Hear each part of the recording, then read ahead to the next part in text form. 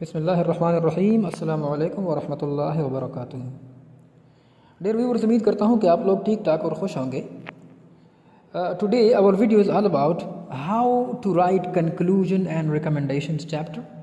आप लोग जब कभी अपने रिसर्च थीसिस को वाइंड अप करने के स्टेज में आ जाते हैं, इट मीन्स के लास्ट स्टेज में आप आ जाते हैं, आप लोगों ने डेटा एनालिसिस की होती है, then the final stage is to write the conclusions and recommendation chapter.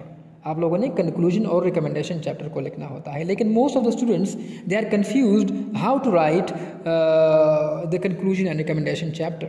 वो कंक्लूजन और रिकमेंडेशन चैप्टर को लिखने में थोड़े कंफ्यूज होते हैं कि हम क्या लेके क्या ना लेके, किस तरह स्टार्ट ले लें। डियर स्टूडेंट्स, याद रखें, जब कभी आप अपने कंक्लूजन चैप्टर को पहुंच जाते हैं तो इट मीन्स कि कंक्लूजन चैप्टर में आपके 2-3 पॉइंट्स होने चाहिए। वो ये है कि first of all it clearly state the answer to the main research question. आप लोगों ने चैप्टर नंबर फर्स्ट में आप लोगों ने कुछ research questions and research objectives आप लोगों ने प्रोवाइड किए होते हैं। तो आपका कंक्लूजन चैप्टर इसके बारे में बताता है कि आपकी रिसर्च क्वेश्चन की क्या क्या आंसर्स हैं, रिसर्च ऑब्जेक्टिव्स आपके कौन कौन से अचीव हो गए हैं कि नहीं हो गए। ठीक है, तो आपको इस चीज़ के बारे में बताता है।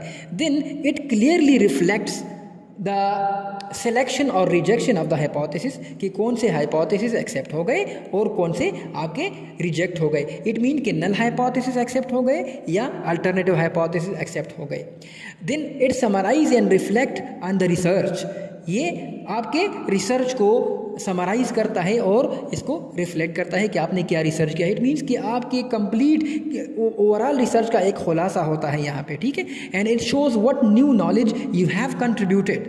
आप लोगों ने जो न्यू नॉलेज आप लोगों ने कंट्रीब्यूट किया होता है उसके बारे में बताता है। And finally it make recommendation for future work on the topic. अभी आप लोगों के जहन में आता होगा कि किस तरह ये सारे पॉइंट रिफ्लेक्ट करता है। तो डियर स्टूडेंट, जब कभी आप रिग्रेशन रिजल्ट को लेके आते हैं उसमें आपके पास कुछ वैल्यूज़ होती हैं, आपके पास कुछ प्रोबेबिलिटी वैल्यूज़ होती हैं जो कि आप लोग यहाँ पे देख सकते हैं। कुछ प्रोबेबिलिटी एफ स्टैटिस्टिक वैल्यूज़ होती हैं आपके पास जो कि आप लोगों के पास यहाँ पे है। कुछ एफ स्टैटिस्टिक वैल्यूज़ हैं आपके पास। ठीक है, तो इस तरह की वैल्यूज़ आपको आपके नल हाइपोथेसिस सिलेक्शन या रिजेक्शन उसके बारे में बताता है, आपके रिसर्च क्वेश्चन के बारे में बताता है, आपके रिसर्च ऑब्जेक्टिव्स के बारे में बताता है। किस तरह बताता है? आप यहाँ पे आपकी जो पी वैल्यूज़ है फॉर एवरी कंसर्न वेरिएबल्स, ठीक है, आपके पास है। If that is for example below 5%, it means के your alternative hypothesis accepted. If that is above the 5%, it means के the null hypothesis is accepted। ठीक है, आप हर एक वेरिएबल को इस तरह देखते जाएं तो हर एक वेरिएबल के साथ आपका चैप्टर नंबर फर्स्ट में या चैप्टर नंबर सेकंड में आपके कुछ हाइपोथेसिस होते हैं। ठीक है, कि for example A variable have significant relation with B variable have significant relation with C, for example इस तरह के कुछ आपके हाइपोथेसिस होते हैं। तो फिर आपने देखना होता है। अभी यहाँ पे देख सकते हैं हमारे पास यहाँ पे रिटर्न और इक्विटी डिपेंडेंट वेरिएबल है, profitability, account receivables, accounts payable, inventory हमारे पास इंडिपेंडेंट वेरिएबल्स हैं। तो यहाँ पे हम अपने पी वैल्यूज़, प्रोबेबिलिटी वैल्यूज़ को हम देख सकते हैं कि हमारे पास data are for example profitability के लिए हमारे पास प्रोबेबिलिटी वैल्यू है दैट इज़ लेस देन 5%, 1% है। इट मीन्स कि our alternative hypothesis is accepted. Similarly for account receivable that is 2%, it means that is less than 5%, it means that our alternative hypothesis is accepted.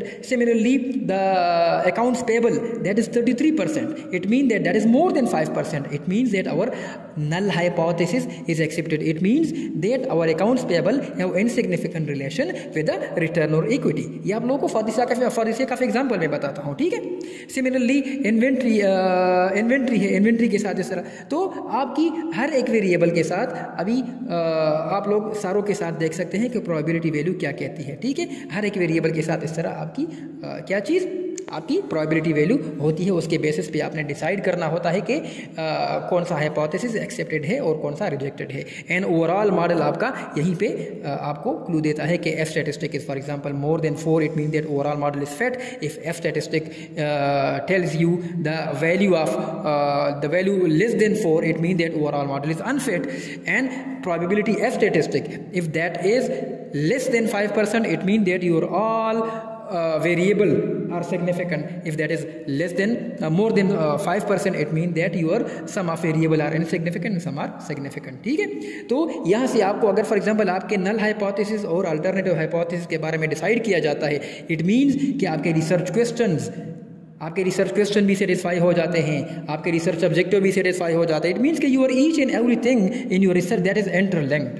ठीक है, तो आपकी chapter number 5 conclusion and recommendation chapter आपको इन सारे points के बारे में बताता है। इट मीन्स कि you should tell regarding the research question, regarding the research objectives, regarding the hypothesis, regarding the summary of your research, regarding the new learning what you have contributed to the research, and regarding the future research recommendation. For example आपका एक hypothesis है जो कि वो accept नहीं हुआ, वो for example आपका रिजेक्ट हुआ है। इट मीन्स कि आपका एक variable for example insignificant relation बताता है। इट मीन्स कि आपने फ्यूचर रिसर्चर को बताना है कि इसकी बजाय आप कोई और वेरिएबल ले ले, या अगर फॉर एग्जाम्पल आपका ओवरऑल मॉडल अनफिट है, आपके सारे वेरिएबल फॉर एग्जाम्पल इनसिग्निफिकेंट है, इट मीन्स कि from the literature point of view आपने लिटरेचर को यहाँ पे लिंक करना होगा चैप्टर नंबर 5 में, और उसके बेसिस पे बताना होगा एज ए रिसर्चर कि researcher should select more variables, other variable which might have significant relationship with the